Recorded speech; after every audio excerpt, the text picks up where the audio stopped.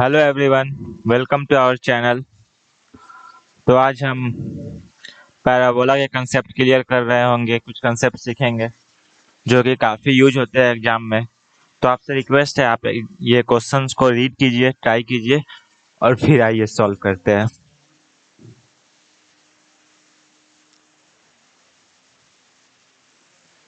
At any point P on the parabola y square minus 2y minus 4x plus 5 equal to 0, a tangent is drawn which meets the directrix at Q. Find the locus of R which divides QP externally in the ratio 1/2:1। Directrix पे Q पे meet कर रहा है tangent line. तो are जो है ये QP को एक्सटर्नली क्यूपी है। पी क्यू रहता तो कुछ और सीन रहता है, क्यूपी है, ये भी ध्यान देना होता है। और वो ये ऑप्शन सेट रहता है। तो 1:2 1/2 के रेशियो में डिवाइड कर रहा है। तो ये पैराबोला का पहले स्टैंडर्ड फॉर्म में इसको कर ले। Y square minus 2y plus 1 equal to 4x minus 4,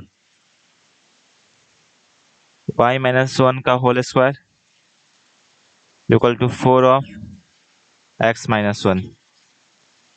इस फॉर्म में ले आते हैं पैराबोला के इक्वेशन फॉर्म में। उसके बाद इजीली ये सॉल्व होता है।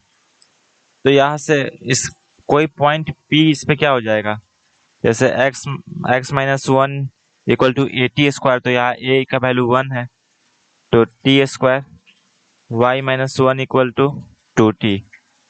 तो क्या कोऑर्डिनेट हो गया P, जो है t स्क्वायर प्लस 1 और 2t प्लस 1। इस टाइप का कोऑर्डिनेट हो गया। इस टाइप के एग्जाम्पल से बता रहे हैं। और डायरेक्ट्रिक्स का इक्वेशन क्या है, या इसका कोफिशिएंट प्लस ए 1 है। डायरेक्ट्रिक्स क्या हो गया,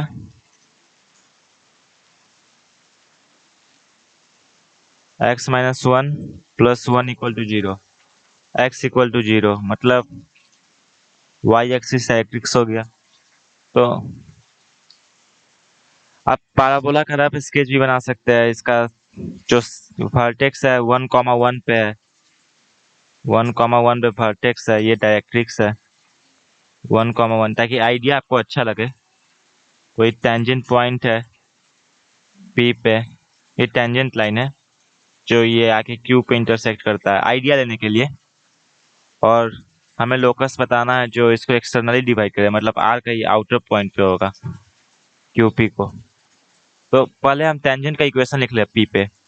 P पे टेंजेंट का क्या इक्वेशन हो जाएगा, T Y equal to X, ये x प्लस AT स्क्वायर होता है, T Y equal to X plus AT square. तो यहाँ क्या हो जाएगा, t इंटू वाई क्या हो गया, y minus 1 equal to X की जगह x माइनस 1 इंटू a क्या है 1 है प्लस t स्क्वायर। अब ये डायरेक्ट्रिक्स x इक्वल टू 0 है तो x इक्वल टू 0 यहाँ रखे। तो y का वैल्यू क्या आ गया, y इक्वल टू 0 रखे तो ये 1 उधर जाएगा 1, ये t से डिवाइड होने के बाद 1 minus 1 by T plus T, ये y का वैल्यू आया। और ये x 0 है तो q का कोऑर्डिनेट क्या हो गया, 0,1 plus T minus 1 by T. इसको ये वाला कोऑर्डिनेट हो गया। अब जो r जो बोल रहा है, r जो है ये QP को एक्सटर्नली डिवाइड कर रहा है 1/2:1 में। एक्सटर्नली बोला है, ये ध्यान रखिएगा। तो ये जो QP पॉइंट है, Q और P, इसको R डिवाइड कर रहा है 1/2:1 में। मतलब ये R जो पॉइंट है इसको 1/2 ये पूरा 1 है। इसका मतलब जो Q पॉइंट हुआ कोऑर्डिनेट, ये R और P का मिड पॉइंट है। R को हम H, K मान लिए क्योंकि इसी का लोकस निकालना है। तो जो अब P का वैल्यू दिया हुआ है तो Q जो है ये उसका मिड पॉइंट है। तो आइए इसको करें। तो Q का वैल्यू 0 है, 1 प्लस टी है, T 1 plus T minus 1 by T square है। तो ये h0 equal to h plus T square plus 1, p का x कोऑर्डिनेट है बाई 2। तो यहाँ से क्या हो गया, टी स्क्वायर इक्वल टू क्या हो गया, माइनस ऑफ h प्लस 1। ये फर्स्ट इक्वेशन आया t के टर्म में। लोकस इसी तरह से निकालते हैं, x और y के टर्म में रहना चाहिए इक्वेशन और सबको एलिमिनेट कर देते हैं। और उसी तरीके से ये y कोऑर्डिनेट q का क्या है, 1 plus T minus 1/t equal to k plus 2t plus 1/2। तो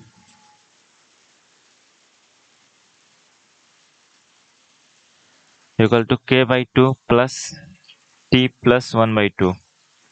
t से t कट रहा है, तो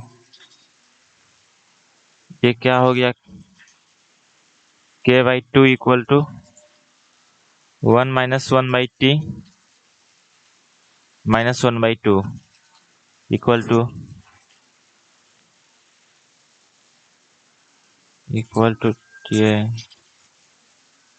2t अपॉन 2t माइनस 1 तो कैंसिल हो गया। तो k इक्वल टू क्या आया,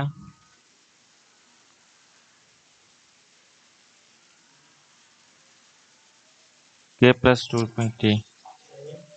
तो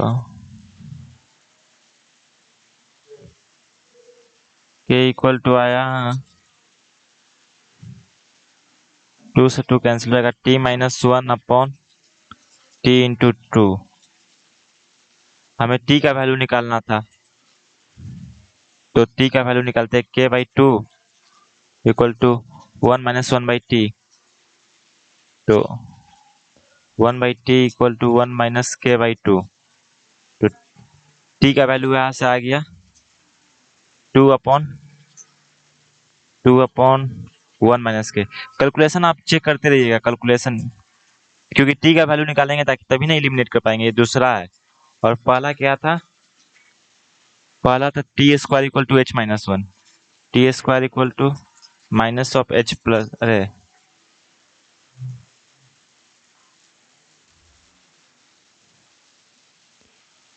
माइनस ऑफ h प्लस 1।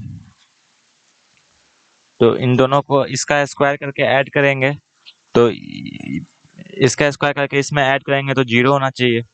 तो 4/1 माइनस के का होल स्क्वायर एडिशन होगा, प्लस h प्लस 1 बराबर 0। तो k-1 का whole square into h plus 1, इसको इंटरचेंज के लिए कोई दिक्कत नहीं है, प्लस 4 इक्वल टू 0। अब इसकी जगह x और y पुट कर देंगे, h की जगह x और y, k की जगह y। तो क्या हो जाएगा, locus of point r is x plus 1 into y minus 1 का होल स्क्वायर प्लस 4 बराबर 0। तो ये उम्मीद है आपको अच्छे से क्वेश्चन समझ में आया होगा। थोड़ा कैलकुलेशन के कारण टाइम थोड़ा सा ये लग गया, तो आप ध्यान देते रहेंगे, आप इजी वे में कर लेंगे। हम के फाइंड करने लगे क्योंकि हमें टी फाइंड करना था, ताकि हम टी को अच्छे से एलिमिनेट कर सके और लोकस निकाल सके। तो उम्मीद है यह सवाल आपको अच्छा लगा होगा। चलिए आइए दूसरा सवाल देखते हैं। आइए इस सवाल को करते हैं। आप वीडियो पॉज करके पहले ट्राई कर लीजिएगा, उसके बाद सॉल्यूशन करते हैं। The normals to the parabola y square equal to 4x at a point P, Q and R are concurrent at a points 15, 12. Find the coordinates of the centroid of the triangle PQR. The equation of the circle circumscribing the triangle PQR. तो ये normal का equation होता है, cubic form में बनता है, parametric form में, और वहां से काफी कुछ रिलेशन मालूम चलता है कोऑर्डिनेट के। तो उससे देखते हैं नॉर्मल का इक्वेशन। स्टैंडर्ड पैराबोला है, ये देखिएगा y² = 4x।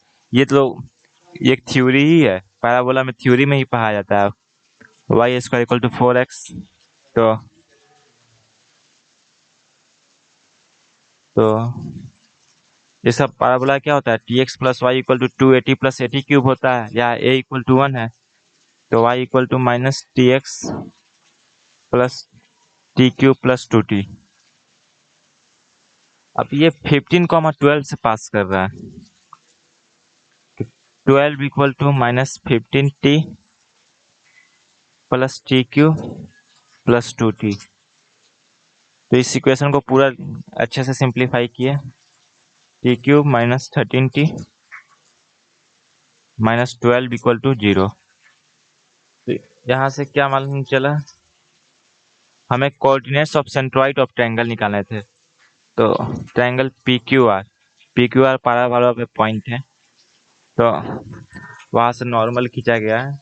तो यहाँ से समेशन ऑफ T1 क्या है, summation of T1 equal to T1 plus T2 plus T3, जो इसके रूट्स होंगे वे है 0 है, टी स्क्वायर का कोफिशिएंट 0 है। ये summation of T1 into T2 क्या है, -13, और ये प्रोडक्ट का साइन है, प्रोडक्ट ऑफ T1 क्या है 12। तो पहला ए पार्ट को हम देखें, सेंट्रॉइड निकालना है ट्रायंगल पी क्यू आर का। तो ए कोऑर्डिनेट का सम हो जाएगा, एक्स कोऑर्डिनेट का सम हो जाएगा, सॉरी ए कोऑर्डिनेट। तो समेशन ऑफ पैराबोला पे क्या होता है, T1 square upon 3 summation of 2T1 upon 3। यहाँ ए इक्वल टू 1 है, summation of 2T1, summation of T1 0 है, तो ये 0 हो गया। अब ये ए इक्वल टू 1 है, तो summation of T1 square upon 3 comma 0 है। तो इसको इसका वैल्यू निकाले, समेशन ऑफ टी स्क्वायर क्या होगा इस रिलेशन से, समेशन ऑफ T1 का T1 है, मतलब T1 square plus T2 square plus T3 square का whole square minus 2 summation of T1 into T2, ये 0 है, minus 2 into summation product of T1 T2 क्या है 12 है, -13 है, देखें 12 है, 12 2 इंटू T1 T2, नहीं ये T1 T2 T3 12 है, T1 T2 plus T2 T3 इस टाइप का जो फॉर्मेट आएगा, डबल एट ए टाइम आएगा। तो 2 इंटू -13, तो ये कितना हो जाएगा 26 हो जाएगा। तो ये कितना हो गया 26 अपॉन 3,0, सेंट्रॉइड निकल गया। और equation of circle circumscribing the triangle P Q are, ये निकालना है। आइए इसका, ये भी एक थ्योरी है जो पैराबोला में पढ़ाया जाता है। तो हमें इक्वेशन आगे क्या मिला था, T cube minus 13t minus 12 equal to 0। B को फाइंड करना है, T cube minus 13t minus 12 equal to 0। यहाँ से देखिए t इक्वल टू 1 रखे तो नहीं 1 का पे नहीं आएगा, t इक्वल टू -1 रखे तो -1 पे रूट आ रहा है, तो मतलब t प्लस 1 और t प्लस 1 हुआ ना, t plus 1 into T square, t plus 1 हुआ, t क्यूब -1 t प्लस 1। इस तरीके से हम और क्यूबिक के रूट्स निकालते हैं, -1 -12, क्योंकि माइनस यहाँ से 1 आया, टी स्क्वायर प्लस 1, यहाँ से माइनस टी है ना, देखिए टी स्क्वायर को कैंसिल करें माइनस टी स्क्वायर, अब माइनस टी को से 12 कैंसिल करके 13 बनाया और -12 से -12 आ गया। तो क्या हो गया T square minus T minus 12, T square minus T minus 12 equal to 0 आ गया। अब इसके रूट्स क्या है, इसके रूट्स क्या है, ये T square minus T equal to -1। इसके रूट्स निकालेंगे तो 4 और -3 दिख रहा है क्वाड्रेटिक सॉल्व करके। तो ये 3 कोऑर्डिनेट मिल गए हमें पैराबोला पे, तो हम इसको अब इजीली सॉल्व कर सकते हैं, इजीली सर्कल का इक्वेशन निकाल सकते हैं। तो आप 3 कोऑर्डिनेट से सर्कल का इक्वेशन निकाल लीजिए। एक और कंसेप्ट हम बताते हैं जो थ्योरी ही है, एक अल्टरनेट मेथड। अल्टरनेट मेथड है ये। सर्कल का जनरल इक्वेशन लिख लीजिए, x² + y² + 2gx + 2fy + c = 0। General equation लिख लिए। अब इसको t² 2t जो उस पैराबोला पे पैरामेट्रिक पॉइंट्स थे उसको इससे सेटिस्फाई करा दिए। तो ये इंटरसेक्शन ऑफ पैराबोला और सर्कल का जो कोऑर्डिनेट्स होंगे उसके रूट्स होंगे, जो t के वैल्यू होंगे, t के पावर 4 हो जाएगा प्लस 4t² हो जाएगा प्लस 2gt² होगा प्लस 4ft होगा प्लस c = 0। अब ये तो सर्कल पे और पैराबोला के पॉइंट ऑफ इंटरसेक्शन के कोऑर्डिनेट्स जो होंगे इसके रूट्स होंगे। तो यहाँ से देखिए t³ का टर्म 0 है, t³ का कोफिशिएंट 0 है, t³ वाला टर्म। तो यहाँ समेशन ऑफ t1 मतलब यहाँ t1 + t2 + t3 + t4 = 0 है। और देखिए ये तीनों पैराबोला से ही 0 था, पैराबोला की इक्वेशन में ही रखे थे तो नॉर्मल की इक्वेशन से, क्योंकि नॉर्मल का नहीं ये फॉर्म है तो तीनों का सम 0 था, तो t4 भी 0 होगा। इसका मतलब ये सर्कल जो है ओरिजिन से पास कर रहा है। नॉर्मल का इक्वेशन और सर्कल का इक्वेशन सर्कल और पैराबोला का इंटरसेक्शन में काफी यूज होता है और एडवांस में मिक्सी सवाल आते हैं। तो t4 0 हो गया, इसका मतलब c 0 हो गया। ये सर्कल जो है ये ओरिजिन से पास कर रहा है। अब इस इक्वेशन को फिर अच्छे से लिख लिए, t के power 4 plus 2g + 4 × t² plus 4ft = 0। t = 0 एक रूट्स निकाल लिए, तो t³ + 4 + 2g × t + 4f = 0 ये निकाले। और इसी ऊपर का इक्वेशन क्या था, t³ वाला, t³ - 13t - 12 = 0, t³ - 13t - 12 = 0 था। तो 4 + 2g क्या हो गया -13, तो 2g क्या हो गया -17, और ये 4f क्या हो गया -12, तो f = क्या हो गया, f =